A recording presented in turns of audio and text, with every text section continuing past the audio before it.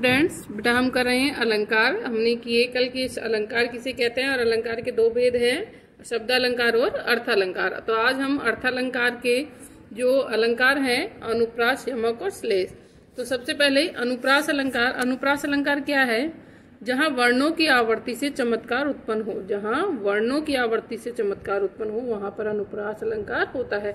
वर्ण क्या होते हैं बेटा? भाषा की सबसे छोटी इकाई, जैसे क, ल, न, पे, ये जो सभी क्या है वर्ण है। तो अनुप्रास अलंकार में ये होता है कि वर्णों की जो आवर्ती है उससे चमत्कार उत्पन्न होता है।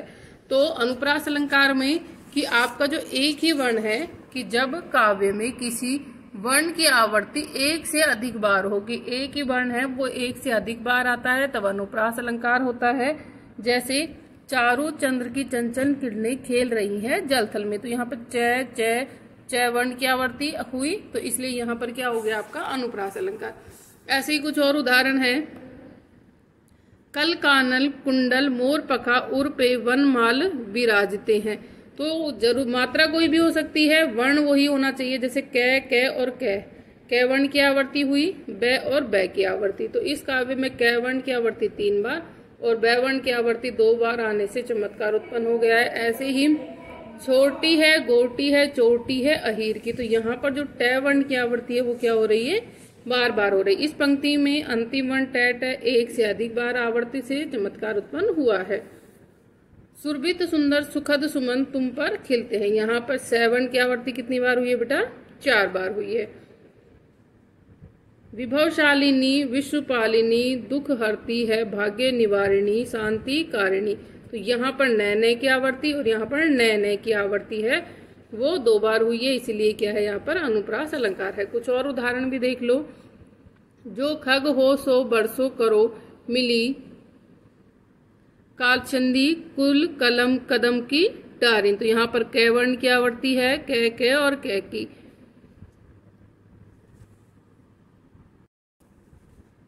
कंकन किनकिन नुपुर धुनी सुनी कहत लखन सन राम हृदय मुनि। तो यहाँ पर क और क वर्ण की आवर्ती और यहाँ पर न वर्ण की आवर्ती है जो बार बार हुई है। मुदित महीपति मंदिर आए सेवक सचित सुमित बुलाए। तो यहाँ पर मैं की और स की। संसार की समरस्ती पे धीरता धारण करो, स और स ध और ध की। विमल वाणी से वीणा ली कमल कोमल कर में सप्रीत। तो यहाँ पर व वर्ण की और क वर्ण की। तरनी तनुजा तट तमाल तरुवर बहु छाहे, किसकी आवर्ती हो रही है? त वर्ण की। चारू चंद्र की चंचल किरणें खेल रही है जलथल में, च वर्ण की और ल वर्ण की। बुज बुगनेश की बेसंगिनी भुजंगनी सी खेदी खेदी खाती दीन दारुणी दलन के। तो यहाँ पर मैं ख और द वर्ण की आवर्ती है वो बार बार में हुई है। तो अब आपको नोट क्या करना है बेटा? यह अलंकार है अनुप्रास अलंकार। इसकी परिभाषा आप नोट करोगे कि जब काव्य में किसी वर्ण की आवर्ती एक से अधिक बार होती है तो अनुप्रास अलंकार होता है। ये उदाहरण और कुछ जो अन्य उदाहरण मैंने यहाँ पर लिख रखे हैं ये आपको नोट करने हैं। कल कानन कुंडन मोर पखा उर पे विराजमान वनमाल मिराजते तरणु तनुजा तटतमाल कालिंदी कुल कदम की डारन रघुपति राघव राजा राम। सुरभित सुखद तुम पर खिलते हैं मैया मैं नहीं माखन खायो विमल वाणी ने वीणा ली कमल कोमल कर से सप्रीत। नेक्स्ट है आपका यमक अलंकार। यमक अलंकार क्या होता है? जब काव्य में एक ही शब्द 2 बार आता है, जब काव्य में एक ही शब्द है वो 2 बार आता है और दोनों बार उसका अर्थ क्या होता है? अलग होता है, तो वहां पर अनुप्रास अलंकार होता है, यमक अलंकार होता है। कि जब एक ही शब्द 2 या 2 से अधिक बार आए और उसका अर्थ हर बार क्या हो? भिन्न हो, तो वो है आपका यमक अलंकार। जैसे कहे कभी बेनी बेनी बवाल की चुराई लीनी रति रति शोभा सब रति के शरीर की। तो यहाँ पर जो आपको ये ब्लू लाइन कर रखी है बेनी बेनी एक शब्द है, रति रति एक शब्द है। तो यहाँ पर पहली पंक्ति में बेनी शब्द की आवर्ती 2 बार हुई है और पहली बार प्रयुक्त बेनी कवि का नाम है, कि कहे कवि बेनी। तो यहाँ बेनी किसका नाम है? कवि का। फिर दूसरे में है दूसरी जो बार प्रयुक्त हुई है बेनी, उसका अर्थ होता है चोटी।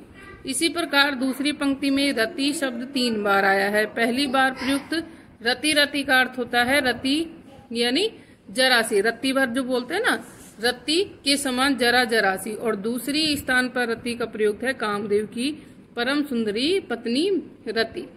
ठीक है, इस प्रकार से जो बेनी और रति शब्द है इनकी आवर्ती से चमत्कार उत्पन्न हो रहा है। काली घटा का घमंड घटा, तो यहाँ पे घटा और घटा, एक तो है काली घटा, दूसरा घमंड घटा। काली घटा यानी कि क्या हो गए, काले बादल, घटा यानी कम हो जाना। तो यहाँ पर इस तरह से क्या हो गया आपका यमक अलंकार। भजन कहो ताते भजो, भजो न एको बार, दुरी भजन जाते कहे सो तू भजो गवार। तो यहाँ पे भजन और भजो की तीन बार और दो, भजन की 2 बार और भजो की 3 बार। तो पहले प्रयुक्त दोहे में भजन और भयो शब्द की आवर्ती हुई है। भजन 2 बार आया है, भजन पूजन, और दूसरा का है भाग जाना। इसी प्रकार भजो भी 2 अर्थ हैं, भजन किया और दूसरा भाग गया। इस प्रकार से भजन और भाजो शब्द की आवर्ती से दोहे में क्या हो रहा है, चमत्कार उत्पन्न हो रहा है। ऐसे ही कुछ अन्य उदाहरण है। कनक कनकते सौगुनी मादकता अधिकाय, तो यहाँ पर कनक और कनक 2 बार आए हैं। एक कनक का अर्थ होता है सोना और दूसरे का अर्थ होता है धतूरा। माला फेरत जुग भया, फिरा न मन का फेर, कर का मन का डाई दे, मन का फेर। तो यहाँ पे मन का और मन का 2 है। तो एक मन का अर्थ है माला का दाना और एक मन का है हृदय का। 3 बेर खाती थी वो 3 बेर खाती है, यहाँ पर 3 बेर है 3 बार, और 3 बेर जो बेर के दाने होते हैं वो। तू मोहन के उर्वशी हवे उर्वशी समान, तो यहाँ तू मोहन के उर्वशी, उर्वशी यानी कि हृदय में बसी, और उर्वशी अप्सरा का नाम। तो दूसरा है आपका यमक अलंकार। तो आपको यमक अलंकार में भी आपको ये परिभाषा लिखनी है और इसके कुछ उदाहरण है, वो आपको उदाहरण लिखने 3 से 4 आप उदाहरण इसमें लिखेंगे। Thank you.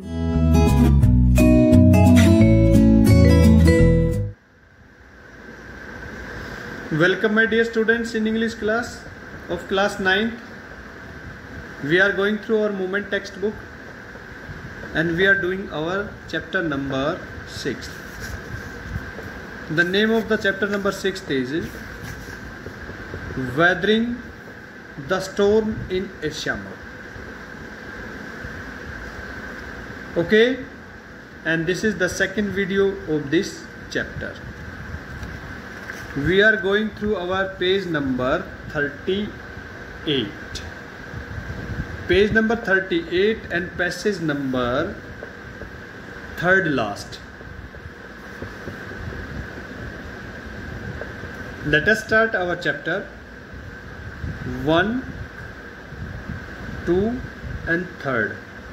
तो ये आप देखोगे तो बेटा यहाँ से चैप्टर नंबर जो पेज नंबर 38 पर नीचे से तीसरा पैसेज हम ले रहे हैं। तो यहाँ से हम इसकी शुरुआत करते हैं। Okay, for the next 2 days, यानी हम सभी जानते हैं, यहाँ पर हम बता दें बेटा कि वो तूफान आने से वो वहाँ पर फंसा हुआ है। कहाँ? अपने दोस्त के घर, प्रशांत। फॉर द नेक्स्ट 2 days, अगले 2 दिन। प्रशांत सेट हडल्ड, हडल्ड का मीनिंग बेटा उकड़ू और चिपक कर बैठना। प्रशांत जो है चिपक कर बैठा हुआ था विद हिज फ्रेंड्स, अपने फ्रेंड्स के पास, फैमिली, परिवार बैठा हुआ था। In the open on the roof top, छत के ऊपर खुले में उन्होंने शरण ले रखी थी। They froze in the cold and in incessant rain, कहते हैं बेटा ठंड से और लगातार बारिश से वो फ्रोज हो गए थे, यानी वो जम गए। जमने का मतलब क्या होता है, बड़ी ठंड लग रही थी उनको। The rain water washed away Prashant tear, बारिश के पानी ने प्रशांत के आंसुओं को धो डाला। यानी ये नहीं पता लग रहा था आंसू है या बारिश है। The only thought that flush through his mind, केवल एक विचार जो उसके दिमाग में बार बार टकरा रहा था, was whether his family had survived, वो ये था कि क्या उसका परिवार जीवित रहा होगा। The fury of the super cyclone, इस गुस्सेल चक्रवात के कारण। was he to be bereaved once again, या उसे फिर दोबारा एक बार फिर उदास या किसी दुख को सहन करना पड़ेगा। 2 days later, 2 दिन बाद। Which seem to be Prashant like 2 years, जो प्रशांत को ऐसा लगा कि मानो 2 साल बराबर हो गए। 2 दिन 2 वर्ष के बराबर उसे लगे। The rain ceased and the rain water slowly began to recede. कहते हैं कि 2 दिन के बाद बारिश थोड़ी कम हुई और बारिश का जो पानी जो था वो धीरे धीरे थोड़ा घटने लगा। प्रशांत was determined to seek out his family without further delay। प्रशांत ये निश्चय कर चुका था कि वो अपने परिवार की तलाश करेगा बगैर देरी किए हुए। But the situation was still dangerous, लेकिन स्थिति अभी खतरनाक थी। एंड हिज फ्रेंड्स फैमिली, और उसके परिवार के जो दोस्त के जो परिवार जो था प्लीडेड, प्रार्थना करने लगा विद प्रशांत से to stay back little while longer, कि आप थोड़े समय के लिए और रुक जाइए, अभी स्थिति ठीक नहीं है। But Prashant knew it had to go, लेकिन प्रशांत जानता था कि उसे यहाँ से जाना था। He equipped himself with a long sturdy sticks, उसने अपने साथ एक लंबी और मजबूत लाठी ली। एंड देन स्टार्टेड, और फिर चल दिया on his 18 kilometre expedition back to his village. 18 kilometre लंबी यात्रा वापस, एक्सपेडिशन का मीनिंग हम कहें फुल ऑफ एडवेंचर, जो कि खतरों से भरी हुई थी उसके गांव तक। Through the swollen flood water, किस में से जाना था उसे? बाढ़ के पानी से होकर उसे जाना था, जो पानी उफान पर था। It was a journey he would never forget, ये एक ऐसी यात्रा थी जिसे वह कभी नहीं भुला पाएगा। He constantly had to use his stick, वह लगातार अपनी छड़ी का इस्तेमाल कर रहा था टू लोकेट द रोड को ढूंढने के लिए, डिटरमाइन, ये निश्चित करने के लिए। ये आप देख लीजिए, ये पिक्चर हमारे पास है बेटा, ये लाठी इसके साथ है, आगे दे रहा है कि कहीं खड़ा वगैरह तो नहीं कोई। Where the water was most shallow, उससे ये ढूंढ रहा था कि पानी कहाँ पर उथला हुआ है, यानी कम है। At places it was the waist deep, कई जगह पर वो उसके कमर तक आया।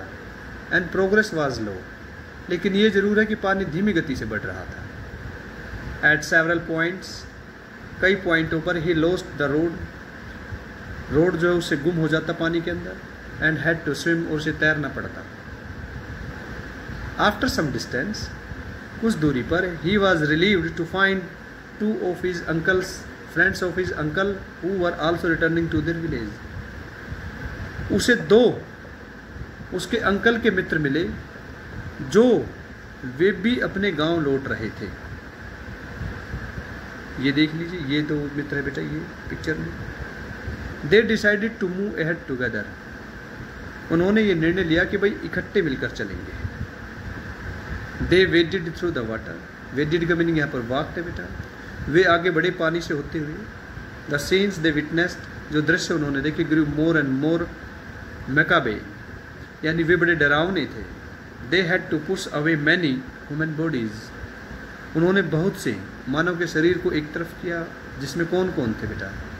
मैन, वीमेन और चिल्ड्रन, आदमी, औरतें और बच्चों के शरीर मरे हुए देखे उन्होंने। एंड कैराकैस ऑफ द डॉग, और कुत्तों के मृत शरीर उन्होंने देखे।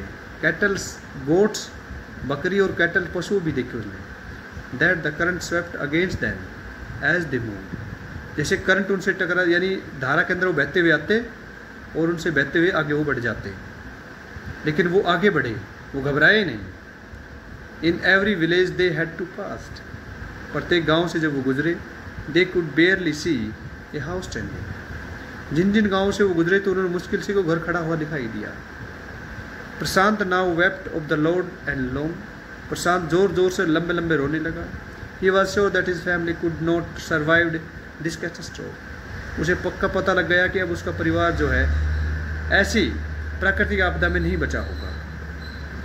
इवेंचुअली प्रशांत रीच हिज विलेज कालीकुडा, और अंत में प्रशांत जो है वो कालीकुट पहुंच गया। हिज हार्ट वेल्ट कोल्ड, उसका दिल बिल्कुल ठंडा पड़ चुका था बेटा। Where their home once stood, जहाँ पर उसका घर खड़ा हुआ था, there were only remnants of its roof, वहाँ पर कुछ छत के लक्षण ही दिखाई दे रहे थे। Some of their belongings were caught, जिसके अंदर उससे संबंधित कुछ चीज़ें फंसी हुई थी। Mangled and twisted in the branches of tree, पेड़ों की शाखाओं में फंसी हुई थी। Just visible above the dark water, मात्र पानी के ऊपर दिखाई दे रही थी। Young Prashant decided to go to the Red Cross shelter to look for his family, और उस युवा प्रशांत ने फैसला किया कि वो रेड क्रॉस शेल्टर में जाकर अपने परिवार को ढूंढेगा। तो आज की वीडियो बेटा यहीं तक, नेक्स्ट वीडियो में फिर मिलते हैं। Thank you.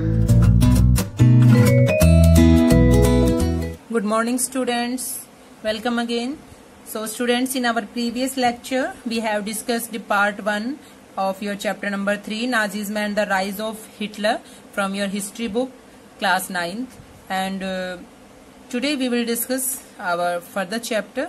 So students, in our previous lecture we have discussed that at the end of the war an international military tribunal was set up to prosecute Nazi, means like that criminal charges like crimes against peace and humanity, and Germany actions like crimes against humanity during the war raised serious ethical questions. So let us study these acts. What were these acts? So let's begin.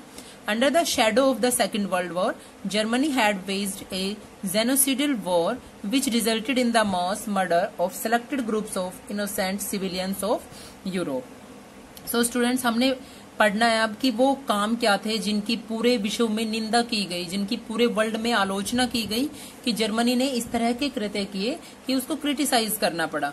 So अब हम देख रहे हैं कि second world war, दूसरे विश्व युद्ध के दौरान जर्मनी ने एक तरह से पूरा सामूहिक जनसंहार शुरू कर दिया था। तो अब एक बार इसका वर्ड मीनिंग भी जो है आप क्लियर कर लें। जेनोसिडल means killing on large scale leading to destruction of large sections of people, means genocidal war क्या है? genocidal war है कि killing on large scale, बड़े स्केल पे, leading to destruction, तहस नहस करना, जनसंहार करना, of large sections of the people, समूह बना बना के लोगों को मारना। ओके, तो बहुत सारे लोगों को लार्ज स्केल पे जो है मारा गया था, which resulted in the mass murder of selected groups of innocent civilians of Europe. अब इसमें एक तरह से इसके तहत कुछ खास नस्ल के यूरोपीय लोगों की हत्या की जाने लगी थी, मींस सिलेक्टेड ग्रुप्स को जो है मारा जाने लगा। दोबारा से एक बार मैं रिपीट कर देती हूँ कि सेकंड वर्ल्ड वॉर के ड्यूरिंग जर्मनी ने एक तरह से जेनोसिडल वॉर मींस सामूहिक जनसंहार, लोगों को मारना शुरू कर दिया था। उसके अंडर क्या था? Mass murder of selected groups को मारा जा रहा था, innocent civilians of Europe. Okay, तो इसमें कुछ खास नस्ल, एक अलग नस्ल के यूरोपीय लोगों की हत्या की जा रही थी। तो इसमें कौन कौन थे? The number of people killed included 6 million juice, 2 lakh gypsies, 10 lakh Poland, 1 million Polish civilians and 70,000 Germans who were considered mentally and physically disabled besides innumerable political opponents. Means इसमें 60 लाख जो है यहूदी और 2 लाख जिप्सी, 10 लाख पोलैंड के नागरिक मारे गए थे, 70,000 जर्मन नागरिक। ठीक है, तो इनको मार दिया गया था। मानसिक व शारीरिक रूप से अपंग थे जो जर्मन 70,000 जर्मन्स के बारे में जो हम पढ़ रहे हैं, जिनको कंसिडर किया गया था मेंटली एंड फिजिकल डिसेबल्ड, तो उनको भी, जो शारीरिक और मानसिक रूप से अपंग थे, उनको भी मार दिया गया था। और उनके अलावा जो अभी हमने डिस्कस किया, उनको भी मार दिया गया था। So students, Nazis devised and unprecedented meaning of killing people, that is by gassing them in various killing centers like Auschwitz. The Nuremberg tribunal sentenced only 11 leading Nazis to death. Mean जिन लोगों के बारे में हमने discuss किया, उनके अलावा अनगिनत राजनीतिक विरोधियों को killing people, that is by gassing them, राजनीतिक विरोधियों को भी मौत की नींद सुला दिया गया। तो इनके लिए क्या किया गया था बेटा कि इतनी बड़ी मात्रा में लोगों को मौत के घाट उतारने के लिए by gassing them in various killing centres like Auschwitz, means ज्यादा संख्या में लोगों को मौत देने के लिए, मौत के घाट उतारने के लिए ऑस्विज जैसे कारखाने, कत्लखाने बनाए गए, जिनमें क्या होता था कि जहरीली गैस छोड़ दी जाती थी, जिससे हजारों लोगों को एक साथ मौत दे दी जाती थी। Nuremberg tribunal sentenced only 11 leading Nazis to death. अब न्यूरेमबर्ग अदालत ने केवल 11 मुख्य नाजियों को ही मौत की सजा सुनाई और many others were imprisoned for life, और बाकियों को, बहुत से लोगों को उम्र कैद की सजा भी दी गई। तो उनका जो मारने का सिस्टम था वो किस तरह से था? ऑस्विज नाम के कुछ सेंटर्स बनाए गए थे, जिनको हम किलिंग सेंटर्स कह सकते हैं। तो वहां पे जहरीली गैस छोड़ के एक तरह से वहां पे लोगों को मारने का प्रोग्राम उन्होंने बनाया हुआ था और उसमें हजारों लोगों को एक साथ मार दिया जाता था जहरीली गैस छोड़ के, उसमें बंद करके। मैनी अदर्स वर इम्प्रिजन, तो कुछ नाजियों को डेथ मीन्स उम्र कैद और कुछ को मौत की सजा। नाजियों को सजा तो मिली, लेकिन वो जो उन्होंने इस तरह के जो काम किए थे उसके मुकाबले में बहुत छोटी सजा थी। The retribution did come yet the punishment of the Nazis was far short of the brutality and extent of their crimes. Means नाजियों को सजा तो मिली, लेकिन ये सजा उनकी बर्बरता, उनके जुल्मों के मुकाबले बहुत ज्यादा छोटी थी। The allies did not want to be as harsh on defeated Germany as they had been after the First World War। अब इस बार मित्र राष्ट्र जो है पराजित जर्मनी पर इतना कठोर दंड नहीं थोपना चाहते थे जितना फर्स्ट वर्ल्ड वॉर के बाद जर्मनी पर थोपा गया था। Because during the First World war Germany ने बहुत ज्यादा भुगतान करना पड़ा था, उसके ऊपर बहुत ज्यादा जो है कठोर पनिशमेंट जो है थोपी गई थी। तो इस टाइम अलाइड पावर्स जो थी वो नहीं चाहते थे कि जर्मनी पे इतना ज्यादा बर्डन पड़े। Everyone came to feel that the rise of Nazi Germany could be partly traced back to the German experience at the end of the First World War. बहुत से लोगों का सोचना था कि फर्स्ट वर्ल्ड वॉर की समाप्ति पर जर्मनी के लोग जिस तरह के अनुभवों से गुजरे, जिस तरह का उनका एक्सपीरियंस रहा, उनका भी जर्मनी में नाजी के उदय में महत्वपूर्ण योगदान था। तो ये एक तरह से जो एक्सपीरियंस था ये क्या था, व्हाट वाज हिज एक्सपीरियंस, वो एक्सपीरियंस क्या था। So now we will discuss our next point, that is the point first, birth of the Weimar Republic. What was the Weimar Republic, let's discuss. Germany, a powerful empire in the early years of the 20th century, fought the First World War 1914 to 1918, as you all know, alongside the Austrian Empire and against the allies England, France and Russia. Weimar गणराज्य या Weimar Republic उसका birth, उसका जन्म कैसे हुआ, ये क्या था, उसके बारे में हम डिस्कस कर लेते हैं। तो जर्मनी देखो 20वीं शताब्दी के आरंभिक स्टार्टिंग ईयर्स में जर्मनी का साम्राज्य बहुत विशाल और बहुत ज्यादा ताकतवर था, एक पावरफुल एम्पायर था in the early years of the 20th century, fought the First World War. पहले विश्व युद्ध में 1914 टू 1918 उसने ऑस्ट्रियन एम्पायर, ऑस्ट्रिया साम्राज्य के साथ मिलकर मित्र राष्ट्रों के खिलाफ लड़ाई लड़ी थी। कौन से मित्र राष्ट्रों के खिलाफ? Allies, England, France and Russia. Okay, England, France और रूस के खिलाफ लड़ाई लड़ी थी। तो all joined the war enthusiastically, hoping to gain from a quick victory. Little did they realize that the war would stretch on, eventually draining Europe of all its resources. अब दुनिया की सभी बड़ी शक्तियों ने ये सोचकर इस युद्ध में भाग ले लिया था कि उन्हें जल्दी ही मींस एक क्विक विक्ट्री मिल जाएगी, उनको बहुत जल्दी विक्ट्री मिल जाएगी। तो क्योंकि उस टाइम क्या था कि हर कंट्री में एक होड़ लगी हुई थी, क्योंकि वर्ल्ड वार के बारे में सभी को पता नहीं था और उस चीज के लिए सब लोगों ने इतना सोचा नहीं था कि इतना ज्यादा जो है तहस नहस, इतना ज्यादा लॉस जो है लोगों को हो जाएगा। तो कुछ कंट्रीज ने अपने ग्रुप के अकॉर्डिंग या अपने जो उनको फेवर में रख रहे थे या वो जिनके फेवर में थे उन ग्रुप्स को ज्वाइन किया और उन्होंने इस तरह से इसको ज्वाइन किया था बहुत सारे कंट्रीज ने, सभी बड़ी शक्तियों ने, कि जल्दी ही उनको विक्ट्री मिल जाएगी। सभी किसी न किसी फायदे की उम्मीद लगा के बैठे थे कि कुछ ना कुछ तो उनको मिलेगा यहाँ से। Little did they realise that the war would stretch on, eventually draining Europe of all its resources. उन्हें इस बात का जरा भी अंदाजा नहीं था कि जो फर्स्ट वर्ल्ड वॉर था वो इतना लंबा खिंच जाएगा और पूरे यूरोप को इकोनॉमिकल दृष्टि से बर्बाद कर देगा। तो एक तरह से all of its resources mean सारे संसाधन इसके ड्रेन हो गए, बर्बाद हो गए। And Germany made initial gains by occupying France and Belgium, और जर्मनी ने फ्रांस और बेल्जियम पर कब्जा करके शुरुआत में बहुत सारी सक्सेस हासिल की थी। फ्रांस पे कब्जा किया, बेल्जियम पे कब्जा किया, शुरुआत में बहुत सारी सफलताएं जो थी हासिल की। लेकिन however the allies strengthened by the US entry in 1917, but 1917 में अमेरिका के मित्र राष्ट्रों की ओर से शामिल होने पर इसको बहुत ज्यादा ताकत मिली।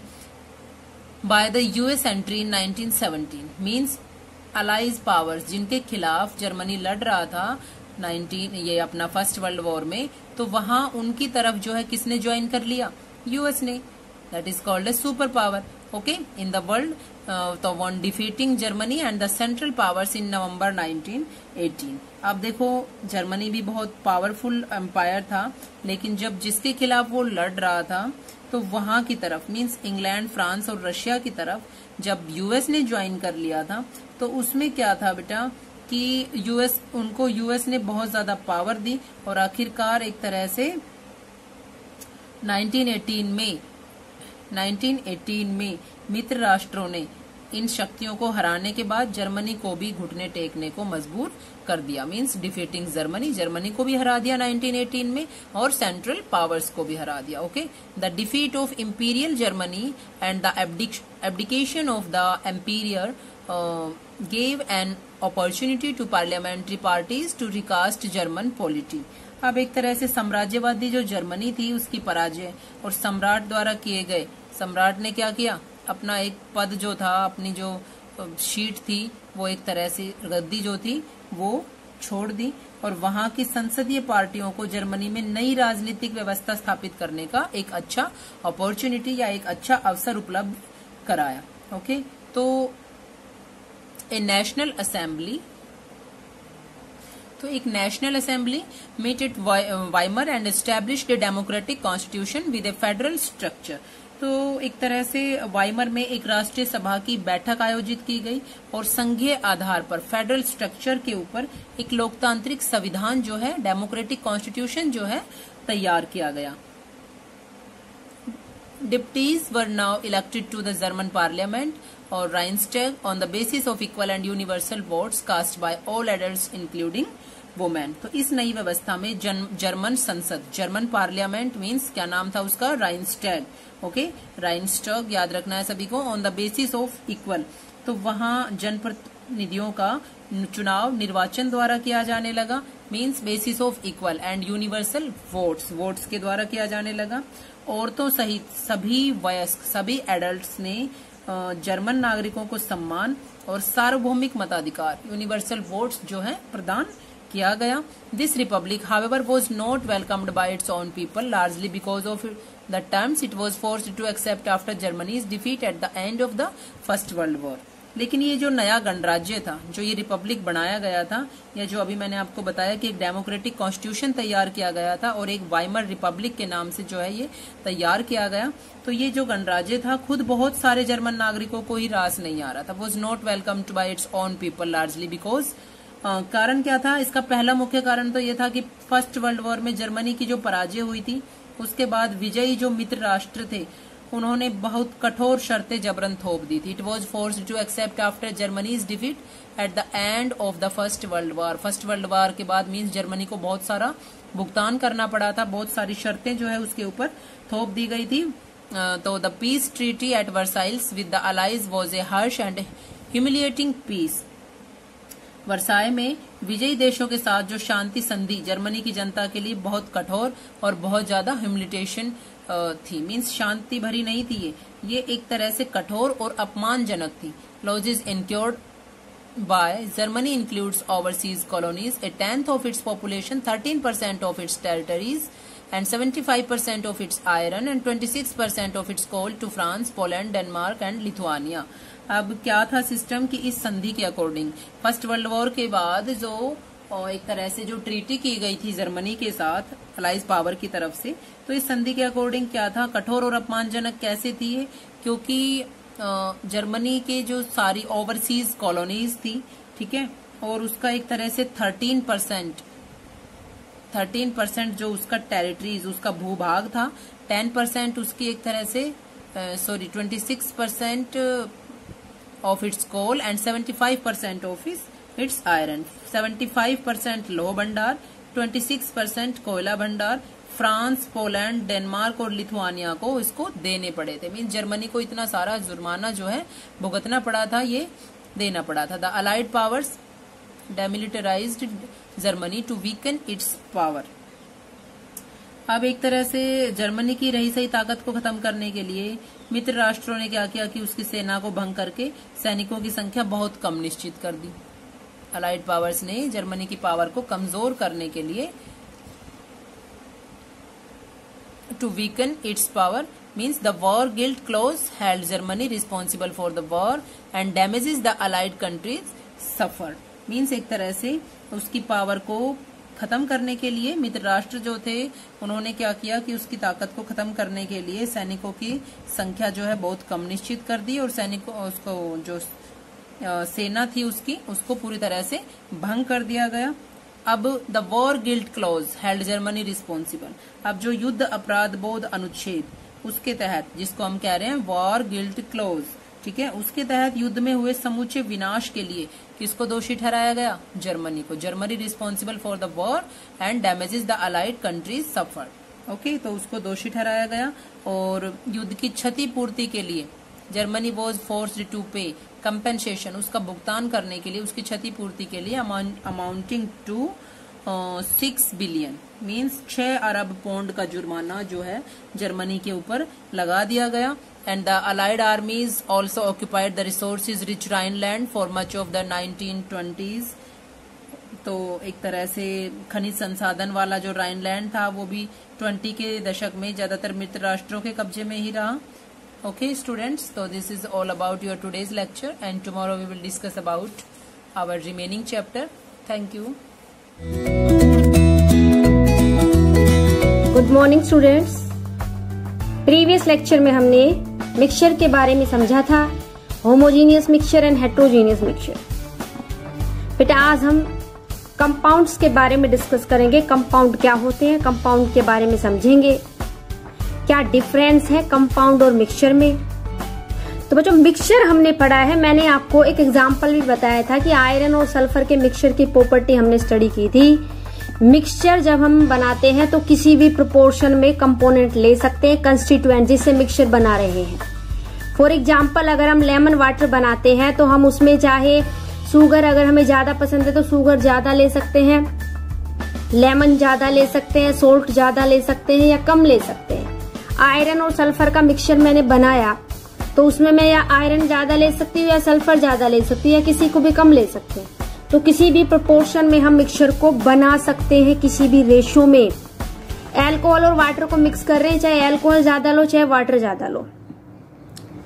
मिक्सचर का मेल्टिंग और बॉइलिंग पॉइंट फिक्स नहीं होता है. तो बेटा आज हम कंपाउंड के बारे में स्टडी करेंगे और लास्ट तक आपको समझ में आ जाएगा मिक्सचर और कंपाउंड में क्या डिफरेंस है. ओके बच्चों, लेट अस स्टार्ट. बच्चों प्रीवियस लेक्चर में हमने मिक्सचर के बारे में डिस्कस किया था. होमोजीनियस और हेट्रोजीनियस मिक्सचर को हमने समझा था. मिक्सचर की प्रॉपर्टी हमने स्टडी की थी, एग्जाम्पल लिया था आयरन और सल्फर का. तो बेटा आज हम कंपाउंड के बारे में स्टडी करेंगे. कंपाउंड क्या होते हैं, क्या डिफरेंस है कंपाउंड और मिक्सचर में. तो पहली बात बेटा, मिक्सचर जिसका भी आप बनाते हो तो आपको केमिकल रिएक्शन नहीं करवानी पड़ती है, केमिकल कॉम्बिनेशन नहीं होता है. फॉर एग्जांपल अगर आप शुगर और वाटर का मिक्सचर बना रहे हो तो कोई केमिकल रिएक्शन आपको नहीं करवानी है. लेकिन जब कंपाउंड फॉर्मेशन होगा तो केमिकल रिएक्शन होगी. मिक्सचर बनाते टाइम आप किसी भी रेशो में कंस्टिट्यूएंट ले सकते हो. For example sugar plus water का मिक्सचर आप बना रहे हो तो शुगर आप ज्यादा भी ले सकते हो, आप कम भी ले सकते हो. वाटर की क्वांटिटी जितनी आपको करनी उतनी ले सकते हो. लेकिन बच्चों जब कंपाउंड बनेगा, केमिकल रिएक्शन होगी तो फिक्स रेशो लेने पड़ेंगे जिनसे हम कंपाउंड बना रहे हैं. तो बेटा कंपाउंड के बारे में स्टडी करते बहुत ही इंपॉर्टेंट है. A compound is a substance made up of 2 और मोर एलिमेंट. कंपाउंड एक सब्सटेंस है जो 2 या 2 से ज्यादा एलिमेंट से मिलकर के बना होता है. Chemically combined in a fix proportion by mass. Chemical combination होती है एलिमेंट में और उनका बाय मास रेशो भी क्या होता है बच्चों, फिक्स होता है. For example water H2O is a compound. Water एक कंपाउंड है made up of 2 element. 2 element से मिलकर के बनता है हाइड्रोजन एंड ऑक्सीजन. आपको पता है वाटर का जो केमिकल फॉर्मूला है वो क्या होता है बच्चों, H2O. Chemically combined in a fix proportion of 1:8 bye mass. अगर आपको बेटा वाटर बनाना है तो उनका रेशियो कितना लेना पड़ेगा, 1:8. मतलब 1 पार्ट हाइड्रोजन लेना पड़ेगा और 8 पार्ट किसका लेना पड़ेगा, ऑक्सीजन का. अगर आप 1 ग्राम हाइड्रोजन लेते हो तो आपको 8 ग्राम क्या लेनी पड़ेगी बच्चों, ऑक्सीजन. ठीक है, एटॉमिक मास हाइड्रोजन का 1 होता है और ऑक्सीजन का कितना होता है, 16. सो द H2 और O का रेशियो, 2 हाइड्रोजन है, एक का मास 1 होता है तो 2U हो गया यूनिफाइड यूनिट. और रेशो हम ले रहे हैं किससे, ऑक्सीजन से, इसका 16 क्योंकि एक ही ऑक्सीजन है वाटर में, तो रेशो आ गया 1:8। Similarly common salt sodium chloride NaCl जिसको हम घर में यूज करते हैं, नमक, is a compound made up of 2 element, 2 element से बना हुआ है। किसके से बच्चों, sodium and chlorine. Ammonium chloride किससे बना हुआ है, is made up of 3 elements, किसके से, नाइट्रोजन से, हाइड्रोजन से एंड क्लोरीन से। Sand silicon dioxide SiO2 is a compound of silicon and oxygen से बना हुआ है। And marble calcium carbonate CaCO3 is a compound made up of calcium carbon and oxygen elements. Okay बच्चों, तो compound कब बनेगा, जब फिक्स रेशो बाय मास हम लेंगे जितना हमें लेना चाहिए, और वो हमें पता चलेगा कंपाउंड के मोलिकुलर फॉर्मूले से। ओके बच्चों, तो कंपाउंड जो है आपको फिक्स प्रोपोर्शन में जब आप एलिमेंट का कॉम्बिनेशन करवाते केमिकली तो कंपाउंड बनते हैं। यहाँ पे आप देखिएगा ये कैल्शियम कार्बोनेट है, मार्बल लाइमस्टोन जिसको बोलते हैं, ये सोडियम हाइड्रोक्साइड की पैलेट्स हैं, और ये कॉपर सल्फेट है। ये तीनों क्या है बच्चों, कंपाउंड है। कुछ और एग्जाम्पल देखिए कंपाउंड के। Some more example of compound are ammonia NH3, carbon dioxide CO2, ice H2O, steam H2O, chalk calcium carbonate होता है उसमें CaCO3, लाइमस्टोन कहते हैं, कैल्शियम कार्बोनेट CaCO3, लाइम और quick lime calcium oxide CaO, slake lime होता है बच्चों CaOH whole twice calcium hydroxide, methane होता है CH4, ग्लूकोज होता है C6H12O6, सुगर और केन सुगर होता है C12H22O11, स्टार्च होता है C6H10O5N, baking soda sodium hydrogen carbonate NaHCO3, washing soda Na2CO3, potassium nitrate KNO3, potassium sulphate K2SO4, sodium sulphate Na2SO4, copper sulphate CuSO4, iron sulphide FeS, hydrochloric acid HCl, sulphuric acid H2SO4, nitric acid HNO3, hydrogen bromide HBr, sodium hydroxide NaOH। तो ये कितने सारे compound हैं, इनके फॉर्मूले please आप learn करिएगा। और बेटा कंपाउंड को 3 कैटेगरी में डिवाइड कर रखा है, एसिड, बेसिस एंड सोल्ट। ये जितने भी कंपाउंड हमने बोले वो और भी बहुत से कंपाउंड हैं, इनमें से कुछ एसिड होते हैं, कुछ बेस होते हैं, कुछ सोल्ट होते हैं। तो ये जो क्लासिफिकेशन है वो 10th में डिस्कस करेंगे, एसिड, बेस और सोल्ट का। ओके बच्चों, बेटा आयरन सल्फर के मिक्सचर की प्रॉपर्टी को हमने स्टडी किया था। अगर मैं आपको बता दूं वो तो एक मिक्सचर था, लेकिन बच्चों आयरन और सल्फर के मिक्सचर को अगर हम हीट कर देते हैं तो एक कंपाउंड बन जाता है, और वो कंपाउंड बनता है बच्चों आयरन सल्फाइड। ब्लैक कलर का कंपाउंड बनता है, उस ब्लैक कलर का कंपाउंड का नाम है FeS, आयरन सल्फाइड। अब आयरन सल्फाइड में ना तो आयरन की प्रॉपर्टी मिलेगी ना सल्फर की, एक अलग प्रॉपर्टी का कंपाउंड बन जाएगा बच्चों। क्या बन जाएगा, आयरन सल्फाइड। कब, जब आयरन और सल्फर के मिक्सचर को हम हीट करते हैं तब उसका मेल्टिंग पॉइंट फिक्स हो जाएगा, उसका बॉइलिंग पॉइंट फिक्स हो जाएगा। तो बच्चों हम एक डिफरेंशिएशन कर लेते हैं मिक्सचर और कंपाउंड में। ओके बेटा, देखिएगा बच्चों एक डिफरेंशिएशन देखिएगा मिक्सचर और कंपाउंड में। अब mixture can be separated into its constituent by physical process like filtration, evaporation, sublimation, distillation, solvents, magnets etcetera. तो बच्चों मिक्सचर के जो कंस्टिट्यूएंट्स हैं उनको आप सेपरेट कर सकते हो फिजिकल टेक्निक से। फॉर एग्जाम्पल मैंने सोल्ट और वाटर को मिलाया, मिक्सचर बना लिया, अब मैं उसको सेपरेट कर सकती हूँ इवेपोरेशन से। वाटर इवेपोरेट करवा करके हमारे पास क्या बच जाएगा, केवल सोल्ट बच जाएगा। आयरन और सल्फर के मिक्सचर में मैग्नेट हम घुमा देते हैं तो आयरन सेपरेट हो जाता है और सल्फर रह जाता है। एक compound can not be separated it's constituent by physical process, it can only be separated into its constituent by chemical process. Compound को कभी भी फिजिकल प्रोसेस से हम उसके कंस्टिट्यूएंट में सेपरेट आउट नहीं कर सकते हैं। अगर कंपाउंड को ब्रेक डाउन करना है, अलग अलग करवाना है, तो केमिकल रिएक्शन हमें करवानी पड़ेगी, केमिकल प्रोसेस करवाना पड़ेगा। फॉर एग्जाम्पल वाटर को अगर सेपरेट करना है किसमें, हाइड्रोजन और ऑक्सीजन में, तो हमें केमिकल प्रोसेस अडोप्ट करना पड़ेगा। नेक्स्ट देखिए mixture show the properties of किस कंस्टिट्यूएंट्स। मिक्सचर में उसके कंस्टिट्यूएंट्स की प्रॉपर्टी होती है। हमने शुगर प्लस वाटर का सॉल्यूशन बनाया तो सॉल्यूशन में शुगर की भी प्रॉपर्टी होगी और सॉल्यूशन में वाटर की भी प्रॉपर्टी होगी। The properties of a compound are entirely different from those of its constituent. Compound की प्रॉपर्टी उसके कंस्टिट्यूएंट से बिल्कुल अलग है। बहुत अच्छा एग्जाम्पल है वाटर। देखो वाटर के कंस्टिट्यूएंट से हाइड्रोजन और ऑक्सीजन। हाइड्रोजन गैस कंबस्शन है, आग लग जाती है, इसमें बहुत अच्छे से जलती है। ऑक्सीजन आग जलाने में सहायक है, लेकिन वाटर क्या करता है क्या वाटर में हाइड्रोजन और ऑक्सीजन की प्रॉपर्टी है बच्चों? नहीं।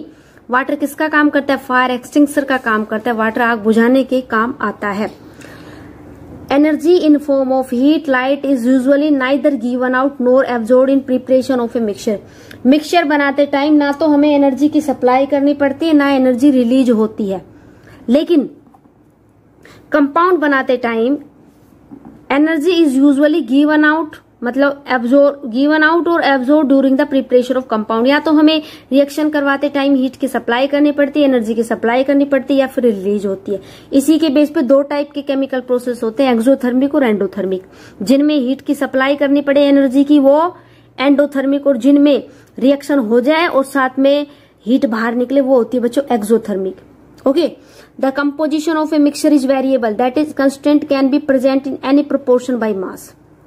मिक्सचर बनाते टाइम आप कंपोजिशन को वेरी कर सकते हो, किसी भी रेशो में आप कंस्टिट्यूएंट्स को ले सकते हो। मिक्सचर का कोई डेफिनेट फॉर्मूला नहीं होता है। शुगर प्लस वाटर को मिला करके मैंने शुगर सॉल्यूशन बना लिया, लेकिन शुगर सॉल्यूशन का कोई फॉर्मूला नहीं होता है। The composition of a compound is fix, compound की कंपोजिशन फिक्स है। The constituents are present in a fix proportion by mass. अगर हमें कंपाउंड बनाना है तो फिक्स रेशो बाय मास लेना पड़ेगा, वो हमें पता चलेगा कंपाउंड के मोलिकुलर फॉर्मूले से। A compound has definite formula, जैसे वाटर एक कंपाउंड है, इसका मोलिकुलर फॉर्मूला क्या है बच्चों? H2O। पीछे हमने काफी सारे कंपाउंड के फॉर्मूले डिस्कस किए हैं। A mixture does not have a fix melting and boiling point, mixture का मेल्टिंग और बॉइलिंग पॉइंट फिक्स नहीं होता है। A compound has a fix melting and boiling point, compound का मेल्टिंग और बॉइलिंग पॉइंट क्या होता है बच्चों? फिक्स। जैसे वाटर एक कंपाउंड है, इसका बॉइलिंग पॉइंट आपको पता है 100 डिग्री सेल्सियस होता है। ओके, अब शुगर सॉल्यूशन हमने बॉईल करना स्टार्ट किया तो उसका बॉइलिंग पॉइंट फिक्स नहीं होता है। तो बच्चों मिक्सचर होमोजीनियस भी हो सकता है बेटा, हेट्रोजीनियस भी हो सकता है, लेकिन कंपाउंड हमेशा कैसा बनेगा बेटा? होमोजीनियस होगा कंपाउंड। तो इस तरीके से हमने एक डिफरेंशिएशन पढ़ा है किसमें बच्चों? मिक्सचर और कंपाउंड में। आई होप आपको कंपाउंड का कंसेप्ट समझ में आ गया होगा और मिक्सचर और कंपाउंड का डिफरेंशिएशन आप अच्छे से कर लेंगे। ये बहुत ही इंपॉर्टेंट टॉपिक है। थैंक यू बेटा, हैव ए नाइस डे।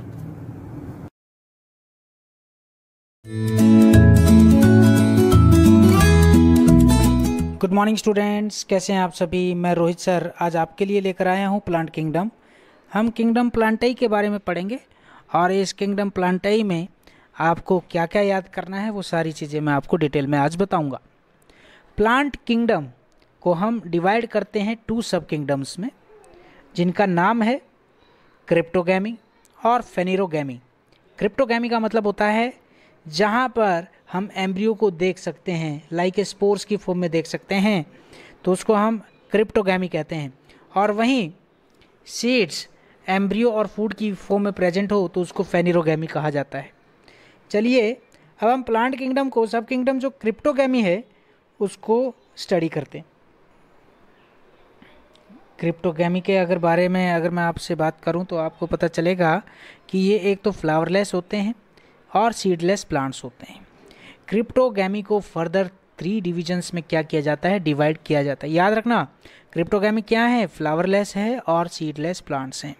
इनको 3 डिविजन्स में क्या किया जाता है बच्चों? डिवाइड किया जाता है, जिसका नाम है थैलोफाइटा, ब्रायोफाइटा और टेरिडोफाइटा। फिर दोबारा से समझ लें, क्रिप्टोगैमी को 3 डिविजन्स में डिवाइड किया जाता है, थैलोफाइटा, ब्रायोफाइटा और टेरिडोफाइटा। सबसे पहले हम डिस्कस करेंगे डिवीजन थैलोफाइटा के बारे में। थैलोफाइटा क्या होते हैं?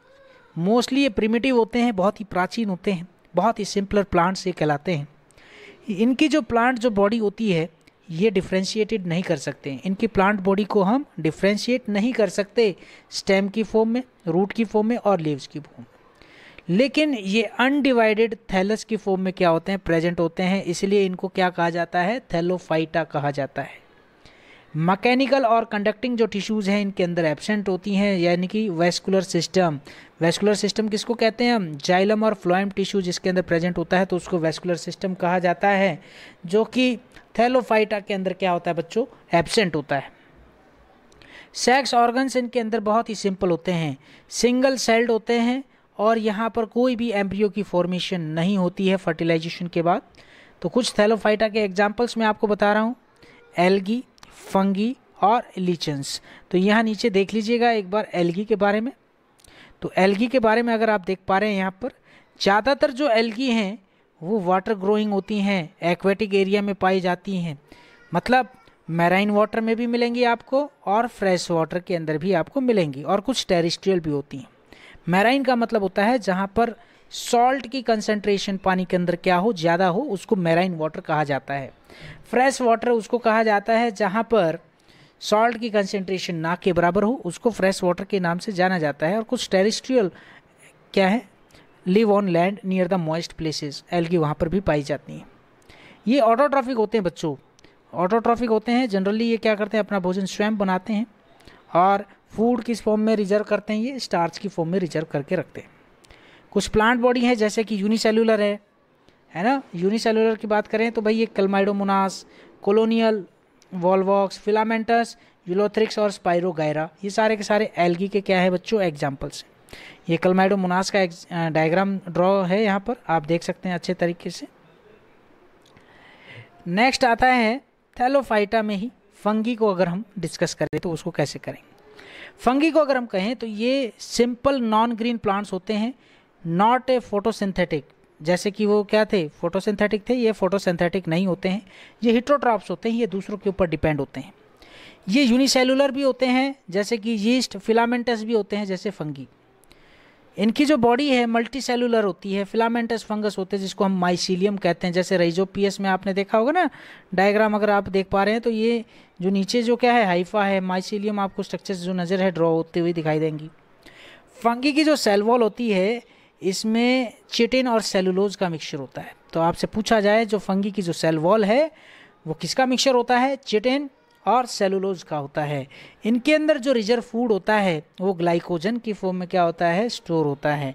एग्जाम्पल आ जाएंगे slime mould, bread mould, Rhizopus, Mucor yeast. Difference देख लीजिएगा बच्चों, अगर हम डिफरेंस करके इनको याद करेंगे तो जल्दी से याद कर पाएंगे। आप सबसे पहले देख पा रहे हैं एल्गी और फंगी के बारे में। तो एल्गी आपको यहाँ पर नजर आएगी, तो सेल वॉल क्या है, सेलुलोज का बना होता है एल्गी का, और वहीं फंगी का सेलुलोज और चिटिन का बना होता है सेल वॉल। फूड मटेरियल को ये स्टोर करते हैं ग्लाइकोजन की फॉर्म में, और वहीं अगर फंगी की बात करें तो फूड मटेरियल स्टोर होता है in the form of oil. Sorry, algae के अंदर स्टार्च की फॉर्म में होता है बच्चों फूड स्टोर, और फंगी के अंदर होता है बेटा ग्लाइकोजन और ऑयल की फॉर्म में फूड स्टोर होता है। एल्गी के अंदर क्लोरोफिल प्रेजेंट होते हैं इसलिए फोटोसिंथेसिस परफॉर्म करते हैं, वहीं फंगी के अंदर क्लोरोफिल एब्सेंट होते हैं, ये फोटोसिंथेसिस परफॉर्म नहीं करते हैं, ये फूड अपना नहीं बनाते, ये दूसरे के ऊपर डिपेंड होते हैं, इसलिए इनको हेटेरोट्रॉप्स कहा जाता है। एल्गी ग्रो करते हैं ब्राइट लाइट में बहुत तेज़ी से, और वहीं फंगी करते हैं डार्क और डिम लाइट में बहुत तेज़ी से क्या करते हैं, ग्रो करते हैं। अब बारी आती है लीचन्स की। लीचन्स भी क्या है, एक प्रकार का थैलोफाइटा का ही एक पार्ट है। लीचन्स ग्रो करते हैं बेटा rocks, tree Trunks and even in the ground. ये बहुत ही हार्ड होते हैं। लीचन्स, एल्गी, फंगी ये सिम्बायोसिस शो करते हैं, म्यूचुअलिज्म शो करते हैं, मतलब आपस में म्यूचुअल बेनिफिट्स क्या करते हैं, शो करते हैं।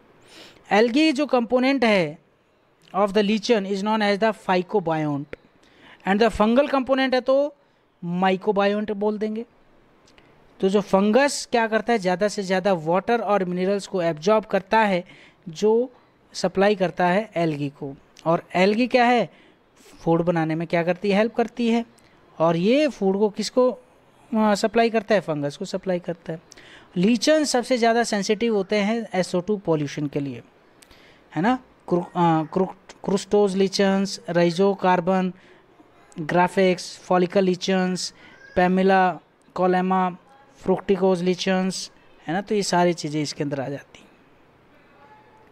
आज हम केवल डिस्कस करेंगे यहीं तक, कल मैं आपको बताऊंगा नेक्स्ट पार्ट। आज हमने डिस्कस क्या क्या किया है वो आप एक बार दोबारा से देख लीजिए। हमने प्लांट किंगडम के बारे में पढ़ा है, किंगडम प्लांटाई में मैंने सब किंगडम बताए, क्रिप्टोगैमी और फेनेरोगैमी। क्रिप्टोगैमी का हमने स्टार्ट किया है, इसमें सीड्स आपको देखने को नहीं मिलेंगे, और फेनेरोगैमी में सीड्स क्या है आप देख पाते हैं। क्रिप्टोगैमी फ्लावरलेस होते हैं, सीडलेस प्लांट्स होते हैं, इनको डिवाइड किया जाता है 3 डिविजन्स की फॉर्म में। Thallophyta, bryophyta, pteridophyta. आज हमने केवल थैलोफाइटा पढ़ा है। तो थैलोफाइटा में बताया मैंने आपको, ये मोस्टली प्रिमिटिव होते हैं, सिंपल प्लांट्स होते हैं। इनकी जो बॉडी है डिफ्रेंशिएटेड होती है, नहीं डिफ्रेंशिएट कर सकते, सॉरी, स्टेम, रूट और लीव्स में हम डिफ्रेंशिएट नहीं कर सकते हैं थैलोफाइटा को, लेकिन अनडिवाइडेड थैलस की फॉर्म में प्रेजेंट होते हैं। मैकेनिकल और कंडक्टिंग टिश्यू क्या होती है, एब्सेंट होती हैं। सेक्स ऑर्गन सिंपल्स होते हैं, सिंगल सेल्ड होते हैं, कोई एम्ब्रियो फॉर्मेशन नहीं होती है फर्टिलाइजेशन के बाद। थैलोफाइटा में 3 चीज़ें मैंने आज आपको बता दी है, एल्गी, फंगी और लीचेंस। बहुत इंपॉर्टेंट क्वेश्चंस पूछे जाते हैं, तो आप इसको क्या करेंगे, 2 या 3 बार क्या करेंगे बच्चों, रिवाइज करेंगे और ये सारी चीज़ें क्या हो जाएंगी, आपको अच्छे तरीके से याद हो जाएंगी। तो इतना आप सभी को क्या करना है, अच्छे तरीके से रिवाइज कर लेना है और कल आपसे मुलाकात करेंगे। आज के लिए इतना ही काफ़ी है। जय हिंद, जय भारत, नमस्कार। बहुत बहुत धन्यवाद आप सभी का।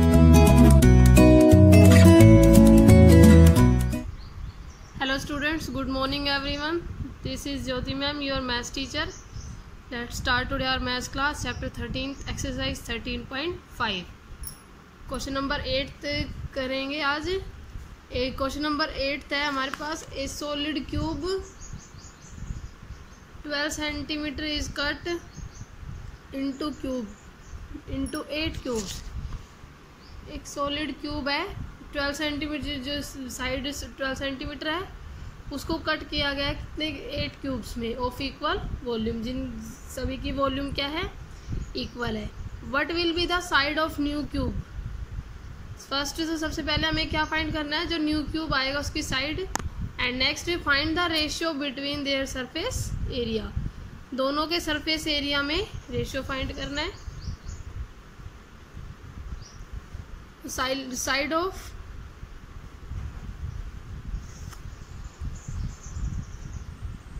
Side of solid cube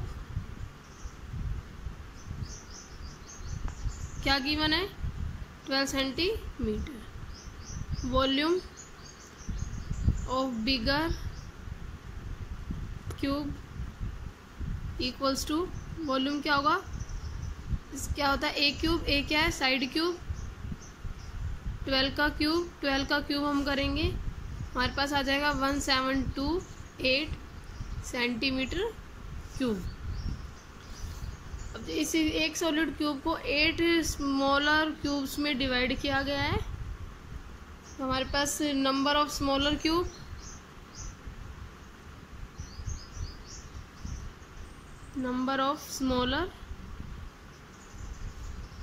cubes equals to में 8। तो वॉल्यूम है, volume of smaller cube equals to में, क्योंकि जो टोटल हमारे पास एक सॉलिड जो क्यूब है उसी को कट करके स्मॉलर क्यूब्स बनाए गए, कितने, 8। तो दोनों का वॉल्यूम तो क्या होगा, इक्वल होगा। सॉलिड क्यूब का और 8 जो क्यूब्स हैं उनका वॉल्यूम इक्वल होगा। तो सॉलिड क्यूब के वॉल्यूम से 8 को डिवाइड करेंगे, 8 2 जा 16, 8 1 जा 8, 8 6 जा 48। Volume of smaller cube equals to में 216 centimetre cube. Volume of cube क्या होता है, वो ए क्यूब, यहाँ पे कैपिटल ए ले लेंगे, कैपिटल ए करेंगे 216, then A is equal to 216 cube root. तो साइड आ जाएगी हमारे पास 216 का क्यूब रूट क्या होगा, 6 होगा, 6 सेंटीमीटर। तो हमारे पास side of smaller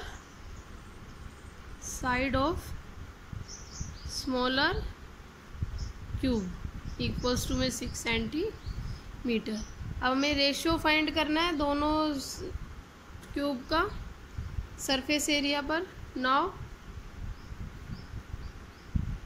required ratio 6a square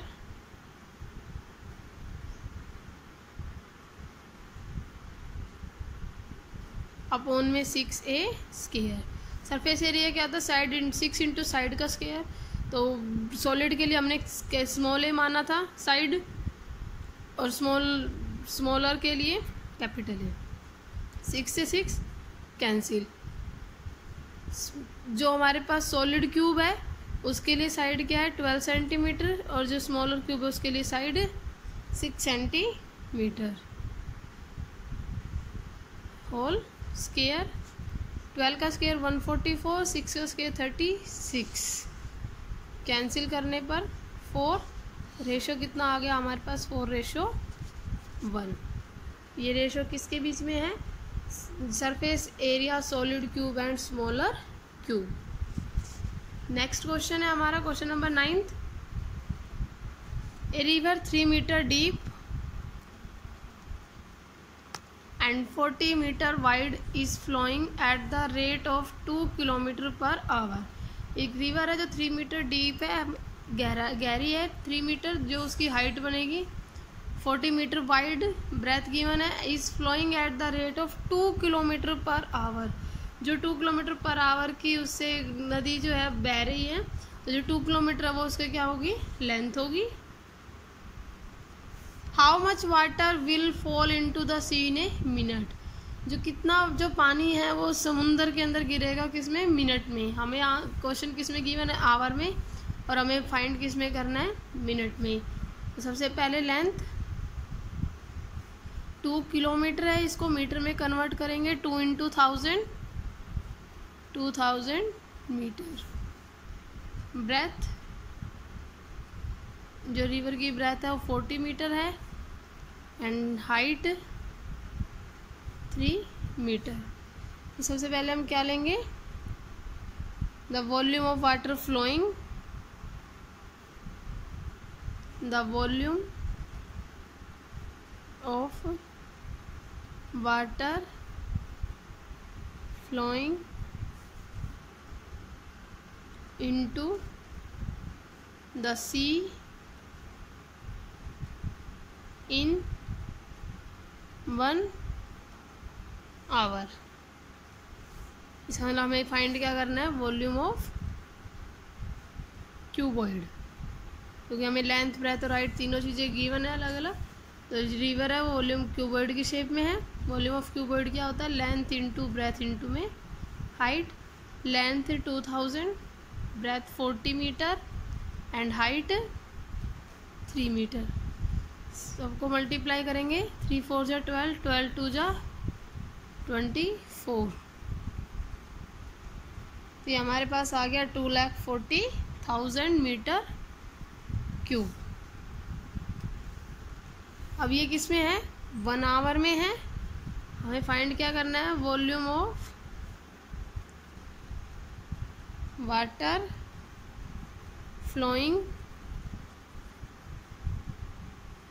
into sea in 1 minute.